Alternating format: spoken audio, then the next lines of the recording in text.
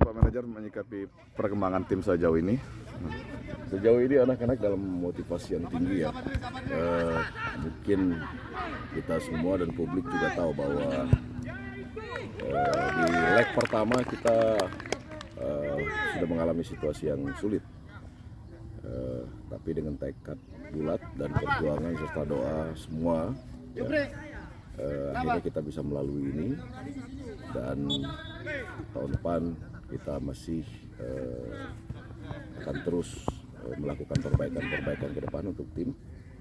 Dan yang pasti sampai detik ini anak-anak, tim pelatih, official semuanya dalam satu rumah, satu saudara, dan tetap akan fight di laga-laga selanjutnya. Oke, tapi mungkin 8 pekan berada di posisi paling bawah, apa kuncinya, Coach? Pak Manajer, Ya, kuncinya. kita tahu 8 pekan yang sulit buat Muba United.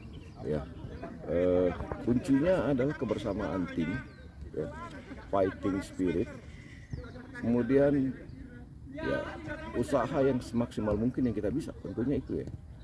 Kalau dari sisi teknis kita melakukan beberapa perubahan seperti mendatangkan Coach Ibnu, kemudian ada beberapa pemain juga yang kita datangkan, dan ini alhamdulillah menjadi motivasi tersendiri dan menjadi sesuatu yang bisa membuat Muba United bangkit.